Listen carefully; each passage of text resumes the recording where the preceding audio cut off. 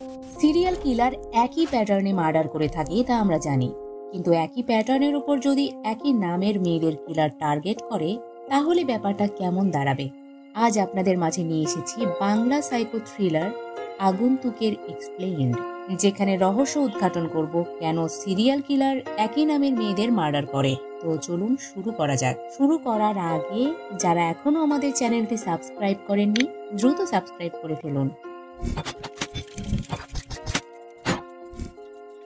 শুরুতেই দেখা যায় ইতি নামের একজনের মার্ডার নিয়ে নিউজ। পরক্ষণে নিউজ মিডিয়ার মাধ্যমে জানা যায় ইতি নামে একের পর এক মেয়ে মার্ডার হচ্ছে, যা নিয়ে দেশবাসী আতঙ্কিত এবং তারা আন্দোলনেও নেমেছে।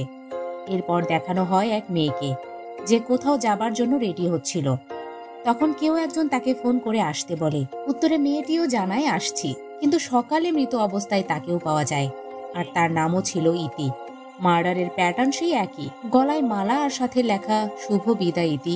এই নিয়ে ইতি নামের 19 জনের মার্ডার হলো, যা আমরা জানতে পারি টিউব1 চ্যানেলের ক্রাইম রিপোর্টার শ্রাবণী আক্তারের মাধ্যমে। সেদিন পুলিশের প্রেস ব্রিফিংয়ে পুলিশ জানাতে থাকে, আমরা আমাদের কাজ চালিয়ে যাচ্ছি, খুব শীঘ্রই খুনি ধরা পড়বে। সেখানে পাল্টা প্রশ্ন করতে থাকে শ্রাবণী। সেখানে সে বলে একের পর এক ইতি নামের মেয়ের মার্ডার হচ্ছে, এই ভয়ে ইতি নামের মেয়ের ছদ্মনাম ব্যবহার করছে। এর নিস্তার কবে মিলবে? সেই প্রেস ব্রিফিং এ পুলিশকে অনেকগুলো প্রশ্ন করে ক্রাইম রিপোর্টার শ্রাবণী। পুলিশও তার ন্যাচারাল জবাব দেয়।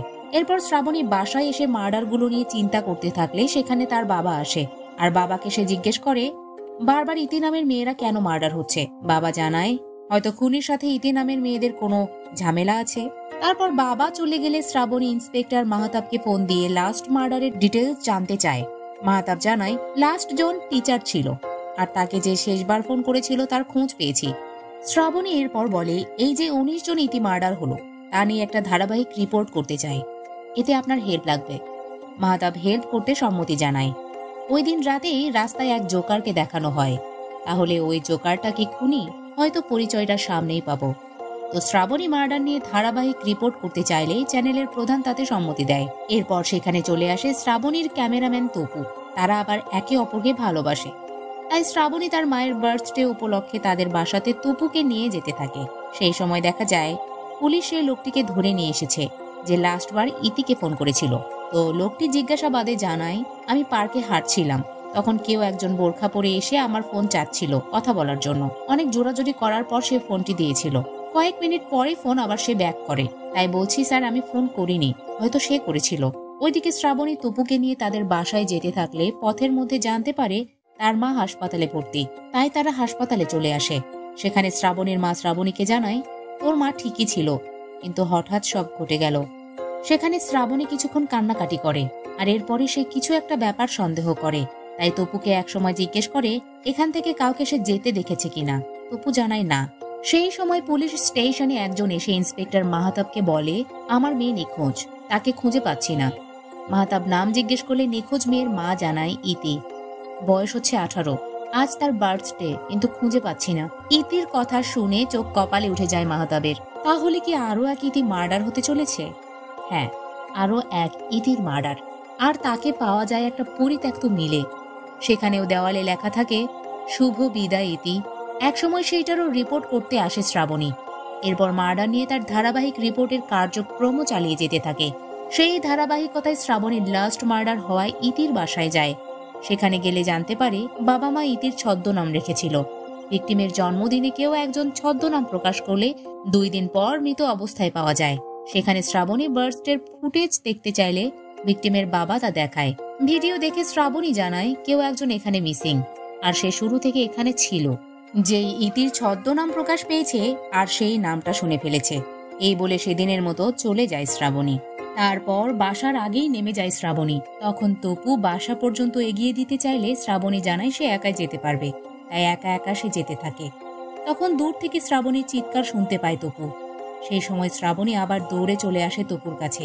এসে সে জানায় তারা আমাকে মারতে চেয়েছিল, কোনো মতে তাদের হাত থেকে বেঁচে ফিরেছি। সান্ত্বনা দেয় তপু। পরের দিন সকালবেলা এক নারীর কাছে প্রতিবন্ধী এক ছেলেকে পড়তে আসতে দেখা যায়, আর সেই প্রতিবন্ধী ছেলেটি নারীর কাছে মনোযোগ দিয়ে পড়তে থাকে। ওইদিকে সকালবেলা অফিসে এসে তার উপর যে হামলা হয়েছিল তা হেডকে জানায় শ্রাবণী। হেড বলে ব্যাপারটা পুলিশকে অবগত করতে হবে, শ্রাবণী জানায়, মাহতাব ভাইকে বিষয়টা জানিয়েছি, সে ব্যাপারটা দেখছে। এরপর আবার সেই নারীকে দেখানো হয় যে প্রতিবন্ধী ছেলেকে পড়াচ্ছিল। আদতে নারীটি একজন ডাক্তার, আর ছেলেটি প্রতিবন্ধী নয়। হরমোনজনিত সমস্যা সমাধানের জন্য ছেলেটির বাবা ডাক্তারের কাছে পাঠিয়েছে তাকে। ডাক্তার ফোনে ছেলেটির বাবাকে আশ্বস্ত করে। ওই দিন রাতেই এতগুলো ইতি মার্ডার নিয়ে ভাবতে থাকলে শ্রাবণীর কাছে আসে তার বাবা। তখন শ্রাবণী তার বাবাকে বলে, এই যে একের পর এক মার্ডার হচ্ছে, কিন্তু খুনিকে পাওয়া যাচ্ছে না, আসলে কি মার্ডারারকে ধরা যাবে না? বাবা জানায়, সিরিয়াল কিলাররা কিছু কিছু সময় মার্ডারের ট্র্যাক ফেলে যায়, এই যেমন মার্ডার ওয়েপেনের বিষয়। কিন্তু এই সিরিয়াল কিলার শুধু ইতি নামের মেয়েদের মেরে ফেলছে, তাই তাকে ধরা কঠিন। আর এটা সিরিয়াল কিলারের অংশ। বাবা আরো জানায়, যে মার্ডারগুলো করছে সে মানসিক রোগী, মেডিকেলের ভাষায় মেন্টাল ডিসঅর্ডার। আসলে সে খুনগুলো করছে না, রোগটা তাকে দিয়ে খুনগুলো করাচ্ছে। সকালবেলা শ্রাবণী মাহতাব ভাইকে ফোন দিয়ে কেস সম্পর্কে জানতে চাইলে মাহতাব জানায়, কিছুই করতে পারিনি, এখনো ওপর মহল থেকে অনেক চাপও এসেছে। এরপর শ্রাবণী জিজ্ঞেস করে, তাকে যে মারতে চেয়েছিল তার কোনো খোঁজ পেয়েছে কিনা। মাহতাব বলে, হয়তো তোমার কোনো শত্রু আক্রমণ করেছিল। শ্রাবণী ক্রাইম রিপোর্টার, তাই তার শত্রু থাকতেই পারে, এইটাই ভাবে সে। তো সে বাসায় এসে লাস্ট ভিকটিমের জন্মদিনের ভিডিও ভালোভাবে দেখতে থাকে। ঠিক সেই সময় ইতি মার্ডার নিয়ে দেশব্যাপী চলছিল আন্দোলন। ভিডিওটা নিয়ে খটকা থাকায় শ্রাবণী আবার লাস্ট ভিকটিমের বাসায় আসে। আর এসে সে বলে, আশেপাশের সকল সিসি ক্যামেরা চেক করেছি, সেদিন কাউকে দেখা যায়নি। এরপর ইতির বার্থডের ভিডিওতে নিজেকে বসিয়ে ভিডিও করতে বলে শ্রাবণী। সেই অনুযায়ী ভিডিও করতে থাকলে ইতি ডাকার সাথে সাথে কোনো এক বিষয় সন্দেহ করে। তাই শ্রাবণী বাসার নিচে যাওয়ার পর আবার ইতি নাম ধরে ডাকার কথা জানায়। তারপর বাসার নিচে গিয়ে রাস্তার অপর পাশের বাড়ির সামনে দাঁড়ালে সেখানেও ইতি ডাকটা শুনতে পায়। তাই ও পাশের বাসায় ঢুকে পড়ে শ্রাবণী। সেখানে গেলে ইতির পেইন্ট করা ছবি দেখতে পায়। আর তখন ঘরে থাকা লোকটি শ্রাবণীকে ধাক্কা মেরে পালিয়ে যায়। ওই রাতেই দেখানো হয় সিরিয়াল কিলারকে। সে জোকারের মাস্ক আর সান্টা ক্লজের ড্রেস পরে আরো একটা মার্ডার করে বসে। এতক্ষণ গিয়ে সরাসরি সিরিয়াল কিলারের মার্ডার করার দিকটা বর্ণনা আকারে দেখানো হয়। ওইদিকে যে লোকটি শ্রাবণীকে ধাক্কা মেরে পালিয়ে গিয়েছিল তাকে পুলিশ ধরে ফেলে। তাই তাকে দেখতে হাজতে আসে শ্রাবণী। তারপর মার্ডারের ব্যাপারগুলো নিয়ে তার কাছে জানতে চাইলে সে বলে সে কিছু করেনি, ইতিকে পছন্দ করতো তাই ছবি এঁকেছে। মাহতাব জানায়, এই সহজে কিছু বলবে না, সে আমাদের রাতের ঘুম হারাম করেছে। এরপরে তাকে 3 দিনের রিমান্ডে নেওয়া হয়। এর মধ্যেই আরেকটা ইতি মার্ডার হয়ে যায়, আর সেটাও রিপোর্টে জানায় শ্রাবণী। রিপোর্ট শেষ করে ক্যামেরাম্যান তপুকে নিয়েই বাসায় আসে শ্রাবণী। তারপর তারা খেতে বসলে খাবার টেবিলের নিচ থেকে কে যেন তাকে ঢিল ছোড়ে। সেই ঢিলের সাথে একটা চিঠিও ছিল। চিঠিটা পায় শ্রাবণী। সবাই তা দেখতে চাইলে শ্রাবণী তা দেখায় না, আর বলে, আমি ব্যাপারটা দেখছি। পরের দিন অফিসে গিয়ে আবার ইতির বার্থডের ভিডিওটি দেখতে থাকে শ্রাবণী। সেখানে তপু এসে জিজ্ঞেস করে, রাতে কে চিঠি দিয়েছিল। তপুর কথা এড়িয়ে গিয়ে বার্থডে ভিডিওটা তপুকেও দেখায় শ্রাবণী। সেখানে একজনের ভিডিও কলে কথা বলা নিয়ে সন্দেহ করতে থাকে শ্রাবণী। তাই তারা আবার ভিকটিমের বাড়িতে চলে আসে। এসে ভিকটিমের বাবাকেও বার্থডে ভিডিওটি দেখায়। দেখিয়ে জিজ্ঞেস করে, যে মেয়েটি ভিডিও কলে কথা বলছে তার সম্পর্কে বলুন। আর বলে, তার ফোনের মাধ্যমেই হয়তো কিলার ইতির নাম শুনতে পেয়েছে, তাই মেয়েটি কে তা জানতে চায়। ভিকটিমের বাবা জানায়, যে ভিডিও কলে কথা বলছে সেও আমার মেয়ে, কিন্তু এখানে সে থাকে না। শ্রাবণী ফোন করতে বললে ফোনে পায় না। সেই সময় শ্রাবণীর কাছে তার বসের ফোন আসলে সেখান থেকে চলে যেতে হয়। অফিসের দিকে যেতে থাকলে শ্রাবণী আবার ভিকটিমের বাবাকে ফোন দেয় আর বলে তার অন্য মেয়ে যেখানে থাকে সেখানকার ঠিকানা দিতে। ভিকটিমের বাবা জানায়, আমার অন্য মেয়ে তুলিকেও খুঁজে পাচ্ছি না, মনে হয় সেও মিসিং। শ্রাবণী ফোন করে মাহতাবকে বলে, তুলিকে পাওয়া গেলে খুনিকেও পাওয়া যাবে। বিষয়টা একটু ক্লিয়ার করে বলতে বলে মাহতাব। শ্রাবণী জানায়, বার্থডের দিন ভিকটিমের বাড়ির রাস্তায় কেউ ছিল না। সেই সময় তুলি ফোনে কারো সাথে ভিডিও কলে কথা বলছিল, আর তখনই ইতি নামটা শুনতে পেয়েছে। তাই তুলিকে খুঁজে বের করতে পারলেই খুনিকেও খুঁজে পাওয়া যাবে। মাহতাবও বুঝতে পারে, তাই এইভাবে ব্যাখ্যা দেয়, তুলি ভিডিও কলে কথা বলছিল, তাই খুনিকে চিনতে পেরেছে। তাই খুনির ধরা পড়ার ভয় আছে বলে তুলিকেও কিডন্যাপ করেছে। সবকিছু ব্যাপার চিন্তা করে মাহতাব শ্রাবণীকে জানায়, সিরিয়াল কিলার একা না, তারা আশেপাশে থেকেও ধরা দিচ্ছে না। এই বলে তুলিকে খুঁজতে ফোর্স নিয়ে বেরিয়ে পড়ে মাহতাব। পুলিশ চারিদিকে তুলিকে খোঁজার জন্য তল্লাশি চালাতে থাকে। চারিদিকে এত মার্ডার, এর মধ্যে আবার শ্রাবণীর উপর আক্রমণ। এতে শ্রাবণীর বাবা মা চায় সে যেন রিপোর্টারের চাকরি ছেড়ে দেয়। যে বাবা এতদিন সাহস দিয়ে এসেছে, সেই বাবার কথা শুনে শ্রাবণী রিজাইন দিতে অফিসের দিকে গেলে বাবা ফোন দিয়ে আবার তার কার্যক্রম চালাতে বলে। তাই শ্রাবণী অফিসে তদন্ত রিপোর্টগুলো ভালোভাবে যাচাই করতে থাকে। সেই সময় শ্রাবণীর নাম্বারে একের পর এক ফোন আসতে থাকে। প্রথম 3 বার ফোন পিক না করলেও চতুর্থবারে সে ফোন ধরে। আর ফোন ধরলে সে জানতে পারে যে হাসপাতালে তার মা অ্যাডমিট হয়েছিল সেই হাসপাতালের মালিক তাকে ফোন করেছে, কারণ হাসপাতালের অনৈতিক কর্মকাণ্ডের ভিডিও সে করেছিল আর সেটা নেওয়ার জন্যই হাসপাতালের মালিকের ফোন। ততক্ষণে শ্রাবণীর বুঝতে অসুবিধা হয় না যে বাড়িতে চিঠি আর রাতে তার উপর আক্রমণ সেই করেছে। তো এই নিয়ে দুইজনের মধ্যে অনেক তর্ক চলতে থাকে। একসময় শ্রাবণী বলে বসে, যদি এখন ইতি মার্ডার নিয়ে না ভাবতাম তাহলে আপনার হাসপাতাল বন্ধ করেই ছাড়তাম। এই কথা শুনে অপর পাশ থেকে হুমকি দিতে থাকলে ফোন কেটে দেয় শ্রাবণী। তখন তার রাগ সামলাতে সেখানে তপু চলে আসে আর এসে সে মুড ভালো করার জন্য শ্রাবণীকে ঘুরতে যাওয়ার অফার দেয়।